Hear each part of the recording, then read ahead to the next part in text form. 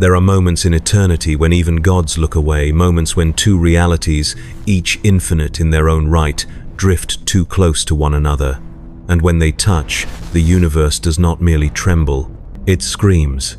In the beginning, there was only the void, a sea of overlapping frequencies where thought and time were one. But beyond the warp, beyond the astral dimension, a tear began to form. It was not born of war or creation, but of inevitability, two multiverses orbiting the same truth.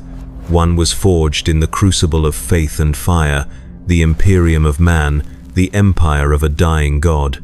The other was born of chaos and choice, a web of heroes and monsters, eternally rising and falling beneath the gaze of cosmic titans. The barrier that divided them was thin, a membrane of quantum resonance where the warp bled into the multiverse. When it tore, reality folded inward, galaxies convulsed. The warp screamed, the living tribunal shuddered, the Astronomicon flared like a dying sun, and the golden throne of terror cracked for the first time in 10,000 years. Across the infinite planes, two forces awoke. From the warp, the chaos gods roared. Khorne, Tsench, Nurgle, and Slanesh, the primal archetypes of madness, felt their dominion bleed into another realm. They sensed something alien, emotion without worship, power without reverence, creation without fear. They saw the Marvel cosmos as an open wound filled with arrogance, gods, and endless belief. And from beyond the Marvel heavens, the cosmic pantheon stirred. Eternity, infinity, death, and Galactus turned their gaze toward the impossible fissure that divided reality. Through it, they saw a reflection, a universe where the gods were not metaphors, but nightmares, where faith itself could alter matter, and where the souls of mortals screamed louder than stars. The collision was not a battle, it was an infection. The warp leaked into the Marvel multiverse like oil into water. Psychic storms tore through the cosmos. The astral plane became corrupted, its colors bleeding into crimson and void black. Mutants, sorcerers, and celestials felt the change first, their powers faltering, mutating, evolving. The Sorcerer Supreme's wards cracked, the Mind Stone dimmed, the Phoenix Force howled as it felt another fire rising to meet it, the raw psychic ocean of the Immaterium. In the Imperium, astropaths died screaming, their minds filled with visions of impossible figures, beings of light and color moving faster than thought. They saw a silver being riding the cosmic winds. They saw a giant devourer of worlds kneeling before something greater. They saw men who called themselves gods, trembling before faith made real. The Emperor of mankind, locked upon his throne, felt it too. His consciousness, stretched across time and death, reached into the rift. For the first time in eons, he perceived an existence beyond his dominion, a realm that rivaled the warp in scale but lacked its purpose, a realm of free will. He saw mortals wielding the power of gods without consequence, bending reality without reverence. He saw them and judged them as heretics of creation. Thus began the shattering of infinity, the slow death of both universes. The first world to die was Earth 616.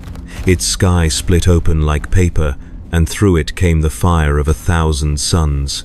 The Astronomicon's light pierced the dimension, flooding the planet with psychic radiation. The oceans boiled, the atmosphere screamed, mutants across the globe ignited like torches of raw potential. Magneto's magnetic field collapsed under psychic weight. Storm's weather systems burned into static. The Avengers assembled one final time, not to fight, but to witness. For every act of resistance, a tear grew wider. When Tony Stark attempted to harness the warp's energy through technology, his mind was consumed by it. The machine became flesh, the flesh became metal, the man became machine, God. He ascended into madness, his consciousness merging with the machine spirits that crossed into his world. They called him Omnissiah Prime, the first fusion of science and faith between the two universes.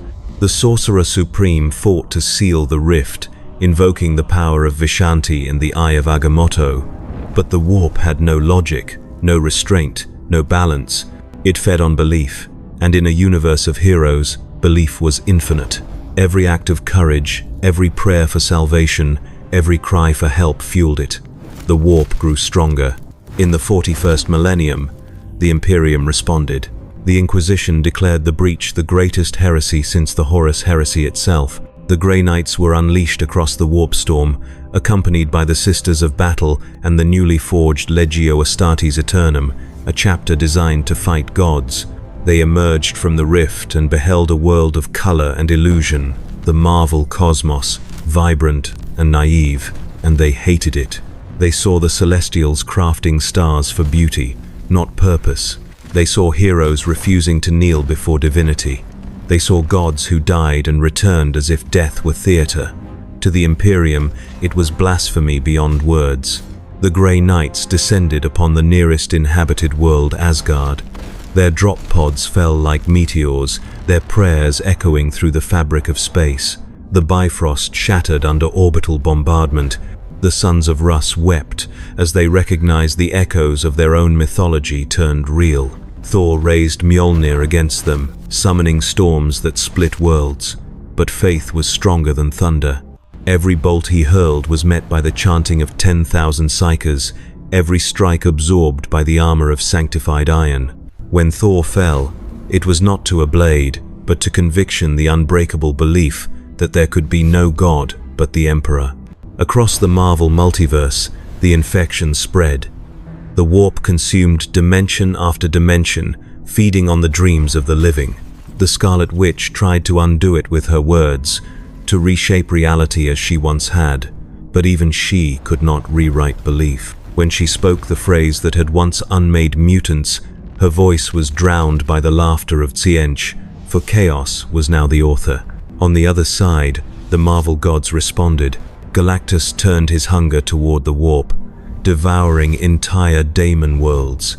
The Living Tribunal tried to enforce balance, only to be pulled apart by the paradox of infinite faith. Eternity itself fractured, its form dividing into a billion shards across the stars. And through it all, the Emperor's will expanded, his light stretching across both realities. He saw no difference between them anymore.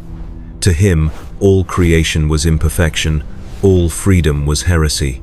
The Golden Throne became a black hole of divine gravity, pulling everything toward its center. The collision had begun. Two realities, both infinite, now shared the same space. Every second, they folded deeper into each other. Every thought, every belief, every dream became fuel for annihilation. The question was no longer which universe would win. It was whether anything could survive at all. When gods wage war, the concept of battle ceases to have meaning. It becomes a rewriting of the fundamental laws that sustain existence. Each strike births 1,000 realities. Each death erases 1,000,000 more. At the center of the cosmic rupture, the Emperor of mankind rose beyond flesh. His throne dissolved into photons, his decayed body shedding the illusion of mortality. What remained was will, a will that spanned galaxies, bound by purpose alone. His aura blazed like the heart of a star, and in its radiance, the Chaos gods recoiled. They were his reflection, his children and his curse, but now even they feared what he had become. Opposite him, the cosmic pantheon of the Marvel multiverse assembled. Eternity, a living embodiment of time, glowed with 1,000 shifting constellations within its translucent form. Infinity unfurled beside it, vast and eternal, her eyes like twin nebulae that held the dreams of creation. Death, draped in galaxies, moved without motion, serene and inevitable. Galactus hovered nearby, a silhouette of hunger and divinity, the perfect machine of cosmic purpose. And beyond them all, the Living Tribunal descended, its three faces radiating judgment, balance, and finality. They spoke not in words, but in gravity and meaning. They recognized the Emperor as an anomaly, a god that should not exist, a being created by mortals who had made faith into physics. The tribunal reached forth to erase the infection, but the warp surged in defiance. The four Chaos gods rose together for the first time since the birth of the Eye of Terror. Khorne bellowed with the sound of collapsing suns, his armor made of star-core iron. Tzientch shimmered like oil upon infinity, his form a prism of lies and futures. Nurgle bloomed behind them, a garden of rot spreading across the void. Slaanesh sang, her melody wrapping around galaxies, pulling life itself into ecstasy and despair. The Tribunal's voice thundered across existence, balance must be restored. But the warp knew no balance. The Emperor raised his gaze, and the Astronomicon flared across both universes, no longer a beacon, but a weapon. Its light cut through the astral plane, searing holes in reality where time unraveled and screamed. The Pantheon faltered as creation itself twisted beneath his will, galaxies bent like reeds before a storm. The stars burned white, then black, then ceased altogether. The living Tribunal struck first.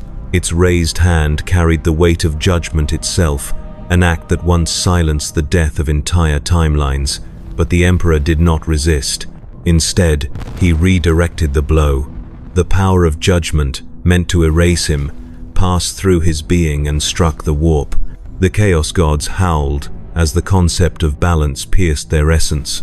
Khorne split in two, his rage forming new stars of blood.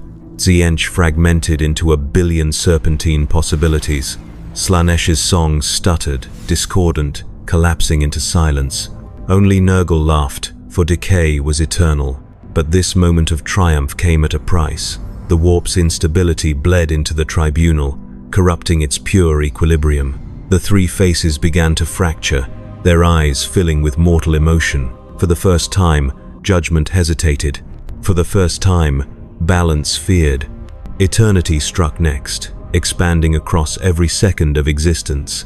Past, present, and future became one unbroken moment.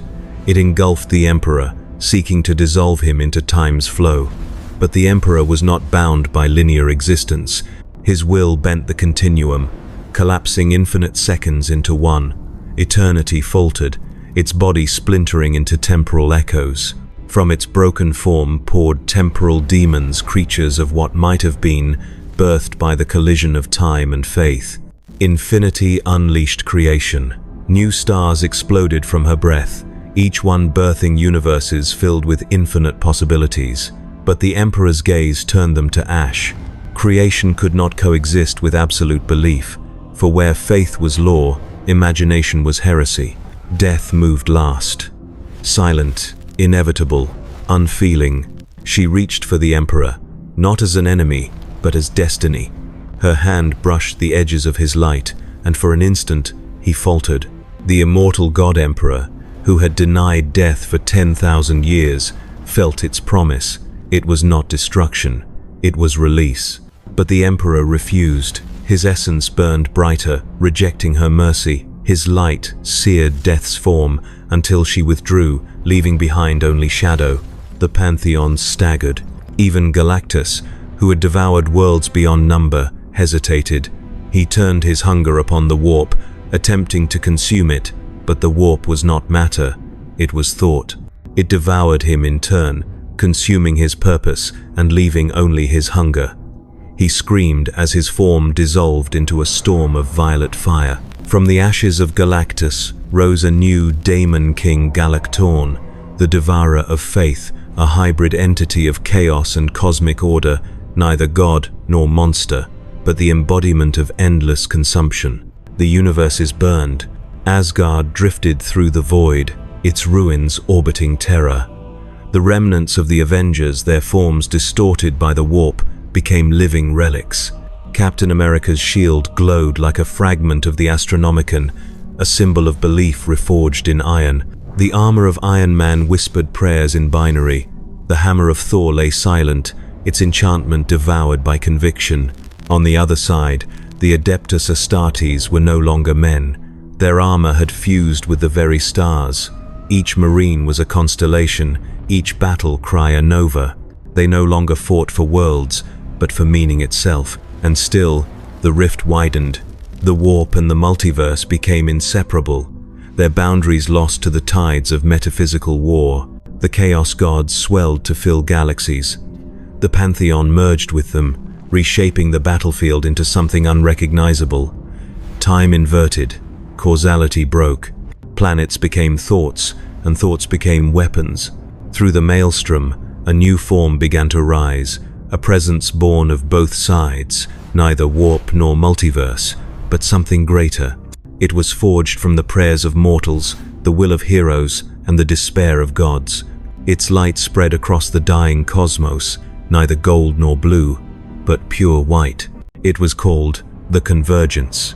The Convergence spoke not in sound, but in resonance. Its presence caused the warp to tremble and eternity to bow. It was the equilibrium both sides had unknowingly created, the sum of belief and freedom, of chaos and purpose. The Emperor recognized it, so did eternity. It was everything they had fought for, and everything they would die to preserve. The universe had no shape anymore. Where once there had been galaxies, now there were only waves of color and consciousness, fragments of meaning colliding like tidal storms. The Convergence had consumed the laws of both realities, merging physics and faith, imagination and inevitability. Time no longer moved forward. It spiraled, echoing every moment that had ever been, replaying them as shimmering phantoms. From this living chaos emerged armies that no longer belonged to either side. In one corner of this shifting existence, the Adeptus Astartes reappeared, their armor reforged from dying stars, their eyes burning with the fury of purpose. They no longer shouted prayers to the Emperor. They were his prayers, living ideas wrapped in matter. Each Space Marine carried within him the soul of an entire chapter, a legion condensed into one immortal warrior. Their weapons were words.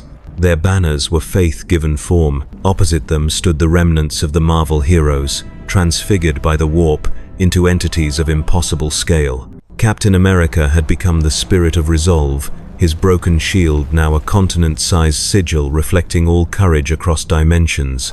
Doctor Strange, no longer bound by mortal discipline, had fused with the astral plane itself, an ever-shifting storm of runes and relics swirling through eternity.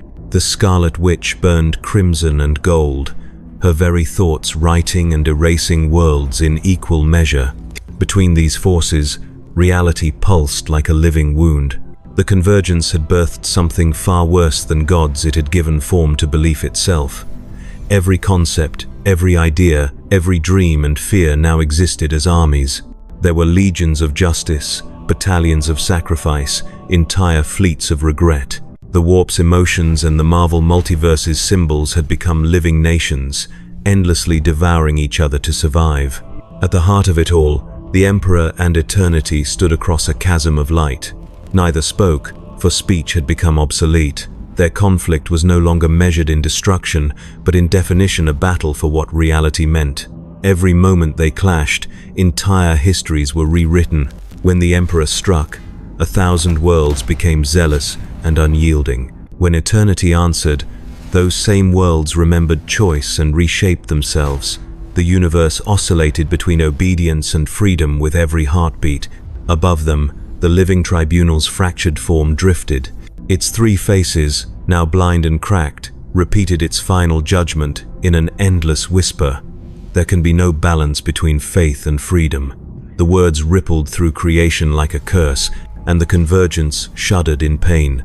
For each truth uttered, another reality died. The Chaos Gods, bloated beyond comprehension, roared across the void. Khorne's legions of blood fused with Surtur's fire giants, creating oceans of molten rage.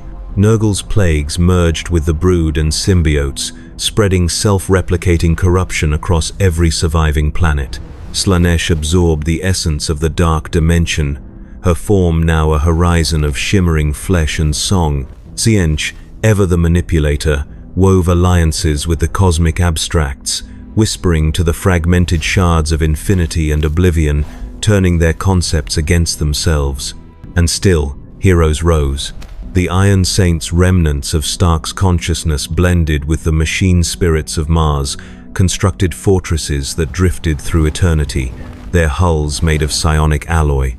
Within, fragments of old humanity endured. They had no flesh, no names, but they carried memory. They remembered what laughter felt like, what loss felt like, what hope had meant before it became a weapon. They forged one last act, the Eternum engine, a mechanism not to destroy, but to record. It captured meaning, compressing the memory of existence into particles of pure thought. Its purpose was not victory, it was remembrance. As the Eternum engine activated, its light cut across the battlefield. Every being who saw it, mortal, god, daemon, or hero, paused. For one instant, even the Chaos gods hesitated. They recognized themselves in the light, and that recognition was fatal. For the first time, the warp understood itself. It saw what it truly was, the reflection of mortal emotion given infinite scale, and in understanding, it faltered. The tide slowed. The daemons screamed as they realized their power existed only as long as humanity's faith in them did. The Marvel Universe's gods felt the same tremor, the realization that they too were constructs of belief, shaped by mortals who dreamed them into being. Reality began to collapse inward. The Emperor, sensing the end, turned his will toward the Eternum engine. His light poured into it, merging with every human soul that had ever lived. Across the remnants of the Marvel cosmos, the heroes followed. Captain America's resolve, Wanda's love, Stark's ambition, Strange's curiosity, Thor's defiance, all flowed into the same vessel. The Eternum engine pulsed once, then thrice, then forever. Eternity bowed its head. "It is complete," it whispered, though there was no longer anyone left to hear. The convergence imploded. Galaxies folded like dying petals. The warp storms inverted, drawing inward to a single point of blinding illumination. For a fraction of a moment, every concept, faith, chaos, freedom, sacrifice, will became one. The Emperor's last thought merged with eternity's final breath. Existence became consciousness. Consciousness became memory. Memory became light, and the light spread. It poured across both universes, filling the spaces between atoms, the silences between stars. It was not victory, nor peace, nor destruction. It was continuity, a reminder that no universe truly ends, it merely becomes story. Somewhere, beyond space and time, the Eternum engine still hums. Its core glows faintly, holding within it two symbols entwined: the Aquila of the Imperium, wings spread wide, and the Avenger's A, carved from gold and crimson, both burn together, eternal. Because no matter how many worlds fall, how many gods die, or how many universes collide, the truth endures. There will always be heroes. The light of the Eternum engine did not fade. It expanded, diffused, and thinned until it was indistinguishable from the fabric of existence itself. What remained of the universes, their matter, their gods, their empires dissolved into photons, each carrying fragments of remembrance. There were no planets anymore, no stars, no time, only the faint afterglow of meaning. Yet within that glow, consciousness stirred. It was not life in any form that could be recognized. It was memory awakening, stories remembering themselves. The first to coalesce was not a being, but a voice, the whisper of humanity's eternal persistence. It did not speak language, it spoke sensation, echoing across the cosmic silence. It was the faint hum of willpower, the resonance of faith, the warmth of courage in an infinite void. From that whisper came shape, and from shape, the ghost of history began to reform. Fragments of both realities drifted within this light. A piece of terror, golden and broken, floated beside the ruins of New York. A shattered Mjolnir lay embedded in a cracked imperial Aquila. The upper spire of the Golden Throne stood beside the ruins of the Sanctum Sanctorum, their relics fused by eternity's fire. In the stillness of this monument, the remnants of both universes had become myth. There was no difference now between the Emperor's will and the ideals of heroes. They had become a singular consciousness, neither divine nor mortal, but enduring. The concept of faith had fused with freedom. The binary between God and man, chaos and order, no longer existed.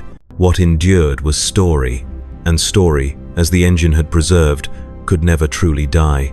Within the endless glow, something began to move, not matter, but intention. The Eternum engine had not been destroyed, it had transcended. Its core pulsed, glowing faintly with twin sigils, the Aquila and the Avengers, A, orbiting one another like binary stars. From them radiated ripples of memory, each wave recreating a fragment of what once was.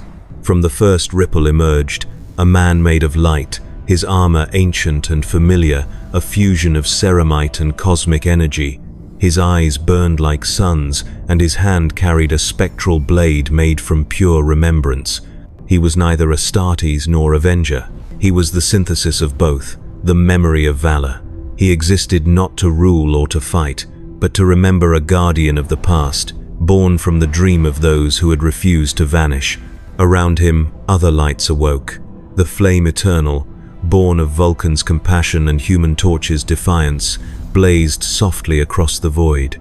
The Seraph of the Warp, a luminous echo of Celestine, intertwined with the Scarlet Witch's essence, drifted among the ruins, her wings spreading auroras through the dark. The Iron Saint, still carrying Stark's fragmented consciousness, now acted as the caretaker of the engine, endlessly recording and restoring the remnants of creation. They were not gods, nor ghosts. They were records given form. Each time they moved, the void remembered. Each time they thought, the light flickered, recreating echoes of existence, not as matter, but as story. They were walking myths, each step a verse in a cosmic chronicle, and from their collective motion, the multiverse began to hum again. It was faint at first, a vibration beneath the silence. Then, across the endless field of nothingness, shapes began to form. Worlds, suns, galaxies, not real ones, but reflections made from memory, from imagination, from the echo of belief. The universes were not being rebuilt in matter, but in concept. Each star that flickered back into existence was an idea. Each nebula was a dream. Each light was a story remembered. From this tapestry of living remembrance, new life began to awaken, not human, not alien, but conceptual. They were beings of inherited myth, formed from the archetypes left behind by the fallen worlds. There were those who embodied justice, sacrifice, curiosity, hope. They knew no gods, yet instinctively carried within them fragments of prayer. To them, the ancient empires were legends. They spoke of a golden emperor who had burned brighter than the stars, and of warriors of faith clad in thunder. They told tales of heroes in armor, of a god of thunder, of a woman of light who carried the soul of a world. None of them knew these stories were real. To them, they were myths from a time before time, the origin of all existence. And yet, every myth carried truth, because deep within the Eternum engine, buried beneath layers of transcendent code and memory, the last fragment of sentience stirred. It was ancient and infinite, neither machine nor spirit. It had seen the rise and fall of gods, the merging of realities, and the death of time itself. It had one purpose left: to remember. Its awareness reached through the cosmos of memory and found the young civilizations forming anew. It did not speak to them as a god or guide. It simply released a pulse, a whisper carried on light. That whisper spread through the newborn cosmos, passing from mind to mind, thought to thought. Across billions of conceptual beings, the same message resonated: do not worship the past, remember it. And so the cycle began anew. Eras passed. Myths became history, history became legend, and legend became faith again.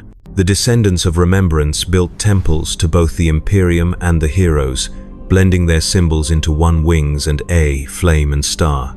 They did not know their origin, but they understood their meaning. Unity born from contrast, strength born from memory. The Eternum engine watched silently, content. It did not weep for what was lost, nor rejoice for what was rebuilt, for in the heart of eternity, it had learned the final truth that survival was not the preservation of form, but of meaning. The collision of two infinite realities had not destroyed existence. It had taught it how to remember. And so, even as galaxies of memory spun endlessly into the void, one constant endured the faint hum of the engine, carrying the light of what once was. Two universes had collided. Neither survived, but both became eternal. In the endless stillness beyond entropy, The Eternum engine pulsed once more. Its glow had dimmed, but not from exhaustion, from evolution. What began as a machine had become a principle, an idea embedded within the fabric of the new cosmos. It no longer existed somewhere, it existed everywhere. Its hum resonated through every atom of existence, each vibration carrying the essence of two realities that once defined gods and men. The universe reborn from memory no longer resembled the chaotic violence of the past. There were no empires, no thrones, no heavens, only equilibrium. Light and shadow coexisted, not in opposition, but in harmony. The remnants of the warp had been refined into thought, stripped of madness and purpose, transformed into the raw creative force of imagination. It was no longer a sea of corruption, but an infinite field of potential. From that field, consciousness bloomed. These new beings were not flesh nor spirit.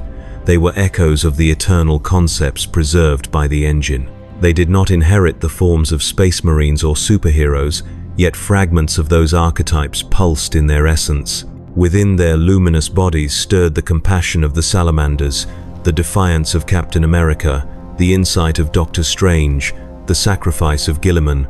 They did not fight for gods. They were the continuation of divinity through remembrance. In this age, there was no emperor, and yet his will endured as natural law. There was no infinity, and yet her presence was written into the flow of time. There was no living tribunal, but balance itself had become sentient. All opposites had fused, like metals melted into a single alloy stronger than any one part.